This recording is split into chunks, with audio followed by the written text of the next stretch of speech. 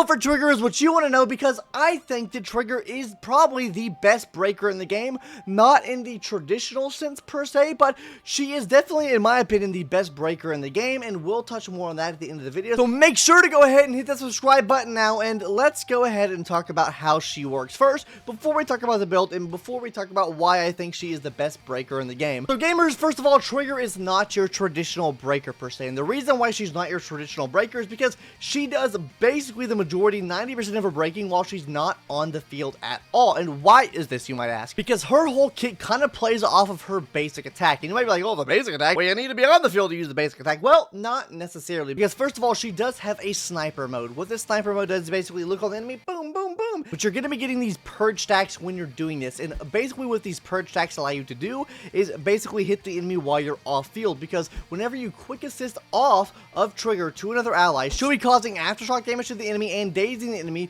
based off of your allies' basic attacks, skill attacks, chain attacks, ultimate attacks, SP attacks, everything like that. So she's essentially just going to keep hitting the enemy repeatedly over and over and over again. And how does she do this? And why does it play off the basic attack? Because her attacks that she's using while she's off field are going to be considered basic attacks. There's two of these attacks. One of these attacks is called just Harmonizing Shot, and the other one is called Harmonizing Shot TARDIS. So essentially what the basic Harmonizing Shot does is whenever another active character on the squad hits a basic attack, dodge counter, special attack, dash attack, or quick assist, you'll be consuming 3 of Trigger's Purge. It's going to be firing 2 shots at the enemy. So this is 2 instances of damage you're putting on the enemy, and this is also 2 instances of daze you're putting on the enemy as well. This attack can only be triggered once every 3 seconds. You might be like, well, that's kind of ass, because 3 seconds is a kind of long time, but that's where you start to mix in the TARDIS attack. Because whenever you hit an EX special attack, assist follow-up, or ultimate move, you'll be consuming 5 of Trigger's Purge, and you'll be hitting the enemy 3 separate times with a higher damage multiplier and higher daze multipliers at that. Now, this move can only be activated up to 2 times within 20 seconds for the entire squad. Now, you might be like, you two, well, that doesn't fix the issues at all. Well, bear with me here, because this is where the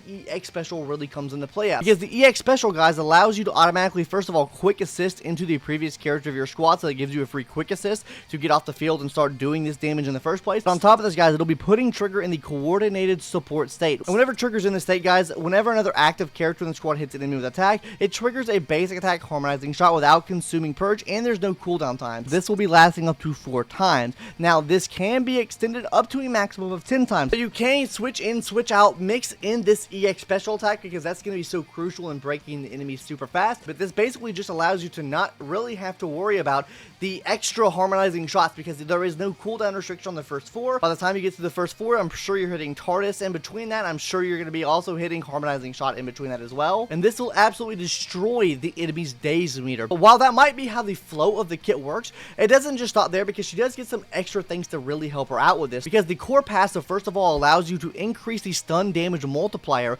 if you're hitting an aftershock attack on the enemy, which is every single attack you're doing off field. So this is going to be super great for when you actually break the enemy. You're going to be dealing additional damage to them. And this also kind of plays into what the additional ability does here too, because the additional ability, first of all, plays off of you having an additional attack type character on the team, or if someone shares the same attribute. And what this does is it basically takes Trigger's crit rate into account here. Anything over 40% will be taking 1% of that crit rate and increasing her days by 1.5% up to 75% increased days. So you're giving her 1 stat, she's getting another stat completely for free. That is absolutely massive. This is going to skyrocket her day, considering there is not really much days you can give a character in this game. So getting an extra 75% from just building into crit rate alone helps out tremendously. Also, this means she's going to be a sub DPS, and that's why we should go ahead and talk about her best in slot teams now, because like I said, she is a sub DPS, but she's also a good breaker too. So let's go ahead and hop into the best in slot team right now, which is obviously a team with Anby, Astriel, and her herself, Trigger, right? Because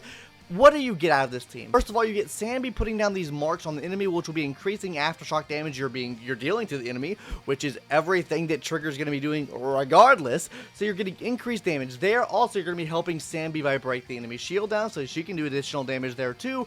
But Astriel's also in the field doing some additional damage too, with her little sussy follow-up attacks, plus all the buffs you're getting with Astriel. So this is by far and away the best in slot team you can run her with. But this is not the only team you can run her with, because I do believe that with her being off-field like type of stunner, you could technically run her with another stunner on the team as well. So you could run like a Pulcher on the team here instead of an Astriel, and then have Pulcher and her breaking the enemy down that much faster. But on top of this, guys, you could even slot this into maybe like a sussy little Haramasa team as well. So maybe you ran Haramasa on a team with like normal Anby, you run Haramasa there, and then you also run Trigger there as well. Trigger will play super well with a normal Anby because she's electric type. Haramasa is also electric type. You'll be getting a full mono electric team here, but the big thing with this is Trigger's increasing the day's damage multiplier up, so that means whenever you break the enemy down, Haramasa is going to be doing even bigger damage now because that damage multiplier is increased. Team with Ellen Jo is a DPS because Ellen Jo will literally uses so many of her basic attacks, and she uses a lot of special attacks as well, so this plays really hand in hand with activating everything that Trigger has to offer for you. You could probably swap out Ellen Jo here and put a Miyabi on the team, and then run and maybe a support unit on the team as well. This could also help your Miyabi teams out too. Like, she can just be ran in so many different teams. It's honestly, it's just really good all around, right? She just works in so many different scenarios here, guys, just because of the fact that she is an off-field stunner. So that means your main DPS, whoever that might be, can take the spotlight. They can keep doing damage to the enemy without much damage drop off. So with those teams kind of out of the way now, let's go ahead and talk about what her best in slot Wingens are. Wingens, W engines, dude, I don't know. Maybe we should have a poll. What do we call the Wingens? W engines, brother. I don't know. Anyways, gamers, hopping into her best in slot W engine right now, that is going to be her signature W engine. Now, guys, this signature W engine is absolutely insane. Honestly, I feel like this W engine they gave for her is actually stupid. And the reason I think it's stupid is because it's really scummy that they gave this to her. It's the same situation as Miyabi. Oh, give her a W engine that has crit rate on it in the breaker class, so no one else in the game has a crit rate fucking statted out fucking W engine. So that means her build's gonna be that much harder to build now because we gave her the crit rate there. We don't have any free to play options for you.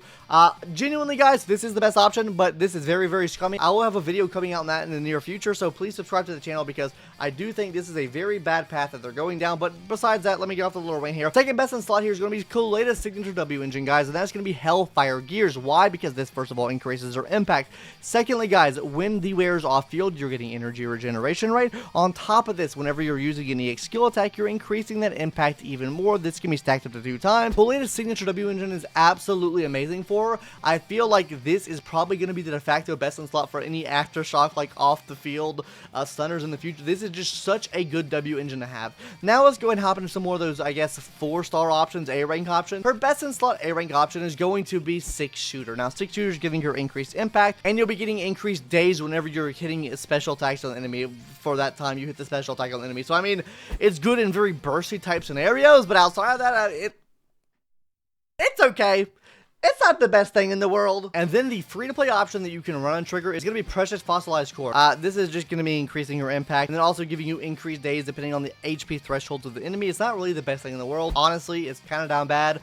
There's not really many free-to-play options you can run with Trigger. Unfortunately, it's kind of shit. It's kind of ass. Now, as one consultation, I would like to give you another option that I think could possibly work, but it's going to require testing that I can't even test with right now because this video is being recorded before I leave to Japan. So I can't test this, but maybe let me know in the comment section down below. Now, my theory here is I think you could maybe use Lycon's signature W engine. Now, hold on a second. You might say, but YouTube, the attacks she's doing off field are considered aftershock attacks, but it falls within the basic attack category. So, is it a basic attack, aftershock attack? Does it count as both aftershock and basic attack?